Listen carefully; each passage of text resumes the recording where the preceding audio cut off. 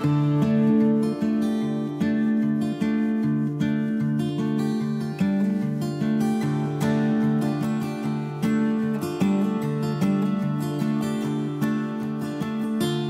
দর্শক, আসসালামু আলাইকুম। দেশ এবং দেশের বাইরে থেকে যারা আমার এই ভিডিওটি দেখছেন, কৃষিকথা ইউটিউব চ্যানেল থেকে জানাই আন্তরিক শুভেচ্ছা অভিনন্দন। শুরু করছি আজকের প্রতিবেদন। সঙ্গে আছে আমি এরশাদ হোসাইন। আজ আমি পাবনা জেলার সুজানগর উপজেলার আমিরপুর থানার ছোট্ট একটি গ্রাম বিহাইন্ডু।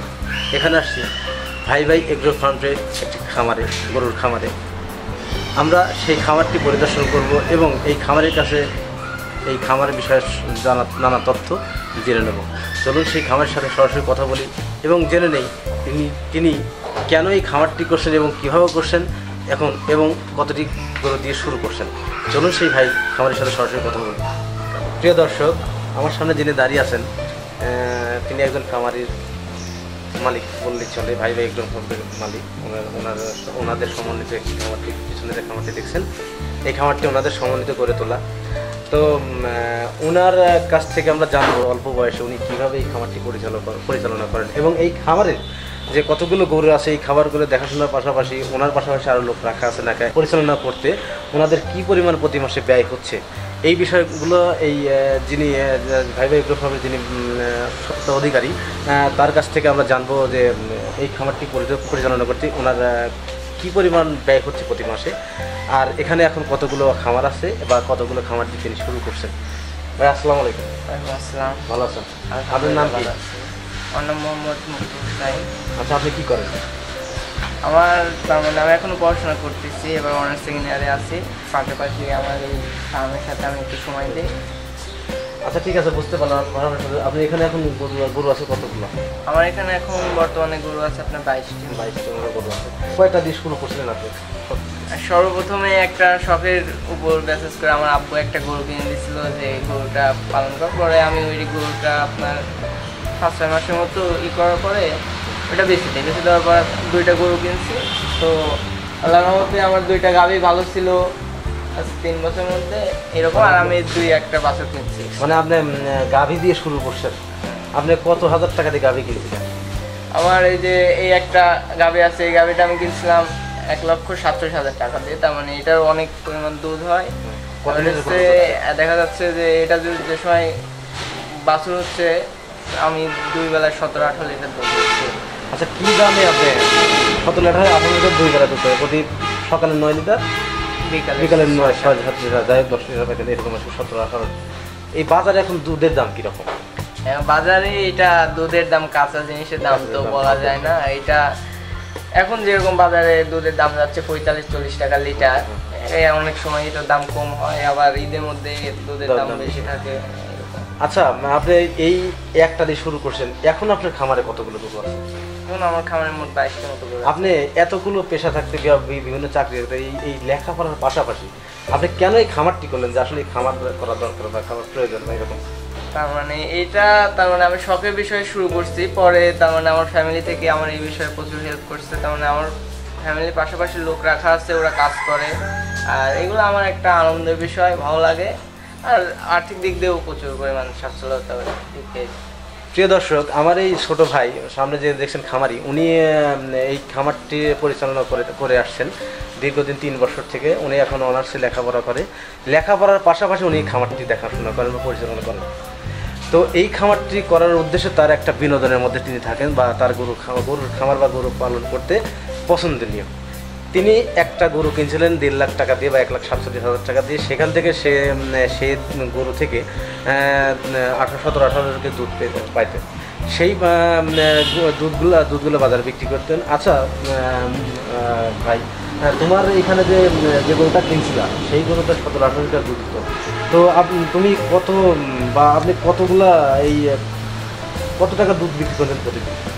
আমি প্রতিদিনে আমার সকালে দেখা গেছে যে বিক্রি করছি 550-600 টাকার মতো, বিকালে 300 টাকা। আচ্ছা, একটা গরুর লালন পালন যখন করতে বা 17-18 লিটার দুধ হতো, তখন এই একটা গরুর পাশে প্রতিদিন কি পরিমাণ খরচ হবে? একটা গরুর পিছনে তার মানে খরচ এটা আপনার, আমি তো বস্তা ধরে চাল নিয়ে আসি, আমার দোকান আছে, দোকান থেকে দেয়। এবার এসে ওর পিছনে 4 কেজির মতো বসি, প্লাস মজুরি বসি, আদার্স। তার মানে এবার এসে একটা গরুর পিছনে 400 450 টাকা মতো খরচ। আপনার দুধ যদি 1000-1200 টাকা দুধ বিক্রি করে সেক্ষেত্রে 400-450 টাকা 500 টাকা খরচ দেয়। তারপরে প্রতি মাসে আপনি একটা হিসাব থাকে যে প্রতি মাসে 15,000 বা 17,000 18,000 20,000 টাকা ইনকাম থাকে পার মান্থ। তো এই খামারটি যখন আপনি শুরু করছেন, আচ্ছা এই খামারটি যখন শুরু করলেন তখন আপনার বাবা মা কিছু বললেন? আপনার বাবা কী করে? আমার আব্বু পেশাতে ব্যবসায়ী, কিসের ব্যবসা করেন? মুদিখানা ব্যবসা আছে আমাদের।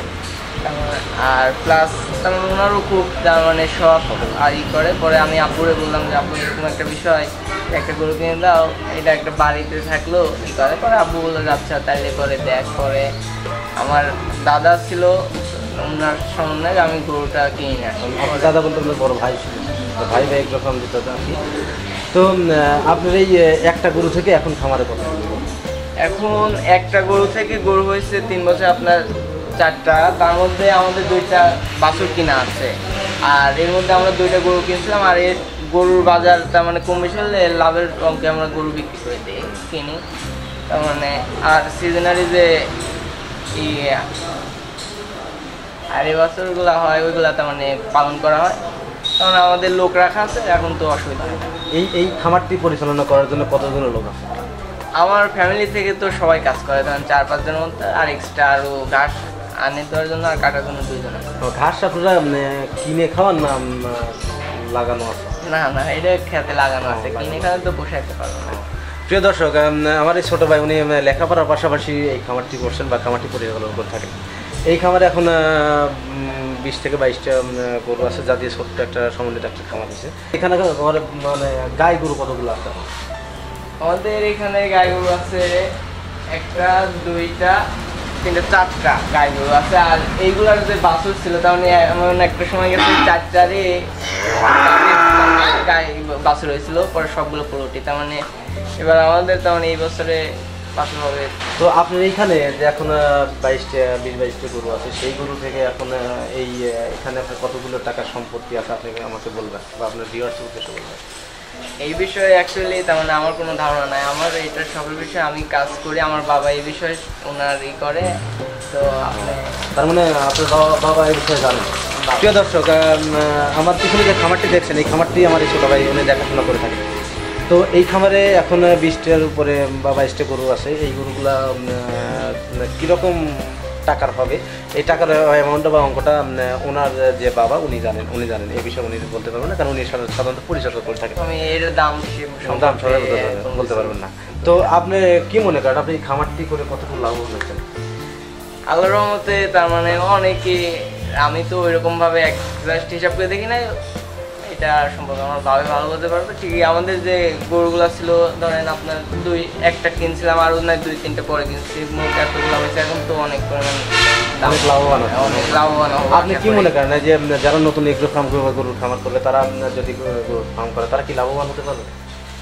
এটা তার মানে আপনার ভালোভাবে এটার পিছনে পরিশ্রম দিতে হবে এবং ভালো গরু কিনে ওর পিছনে কাজ করলে অবশ্যই সফলতা পাওয়া যাবে। এই একটা গরু আপনি প্রথমে কিনছিলেন সেটা কোথা থেকে কিনছিলেন? এটা কিন্তু আমার বাসার পাশেই, যে আমার এখানে একটা গ্রামের নাম আছে গোপালপুর, ওইখানে ওনারও এইরকম 4-5টা গরু ছিল, পরে ওইখান থেকে আমরা একটা কিনে নিয়ে আসছিলাম। প্রিয় দর্শক, আমার এই ছোটো ভাই উনি ওনার যে খামারটি রয়েছে খামারটির এখন 20-22টা গরু আছে। তো উনি যে কথা বলছে এই খামার করে উনি লাভবান। তো আপনারা যারা নতুন খাবার করবেন বা খামারে আগ্রহী তারা অবশ্যই ভিডিও ডিসক্রিপশনে আমাদের ছোটো ভাইয়ের নাম্বার দেওয়া থাকবে, তার সাথে পরামর্শ করতে পারবেন, ফোনে কথা বলে সে অবশ্যই তার যতটুকু হেল্প করতে আপনার হেল্প করবেন বা গরু খামার বিষয়ে বা যে খাবারগুলো দিয়ে থাকেন বা সেই বিষয়গুলো উনি বলে থাকবেন বা পরামর্শ দিয়ে থাকবেন। সব মিলিয়ে আসলে আমার এই ভাইয়ের সাথে কথা বলে ভালো লাগে। উনি যে খামারটি পরিচালনা করছেন, খামারটি অনেক সুন্দর। উনি সর্বপ্রথম একটা গরু দিয়ে খামারটি শুরু করছেন। এখন তার খামারে 20-22টা গরু আছে। তো উনি মনে করছেন ওনার সাধারণ জ্ঞান থেকে যে এই খামারটি করে তিনি লাভবান। আর সবচেয়ে গুরুত্বপূর্ণ যে কথাটা যে এই খামারের যিনি মালিক তার সাথে আমরা সরাসরি কথা বলবো এবং এর সাথে যে কথাগুলো জানলাম যে গরু পরিচর্যা বিষয় বা গরুর কীভাবে পরিচর্যা করে থাকেন এবং পরিচর্যা করতে গেলে কী কী প্রয়োজন এই গরুর মেটাতে হয় এবং কীরকম প্রয়োজন পরিচর্যা করতে হয়, এই বিষয়ে কথার সাথে কথা বললাম। যদি আমার ভিডিওটি ভালো লাগে তবে অবশ্যই আমার ভিডিওতে লাইক, কমেন্ট, শেয়ার এবং আমার চ্যানেলটি অবশ্যই সাবস্ক্রাইব করুন। আজ এ পর্যন্তই, দেখা হবে পরবর্তী ভিডিওতে। ততক্ষণে ভালো থাকেন, সুস্থ থাকেন। আল্লাহ হাফেজ।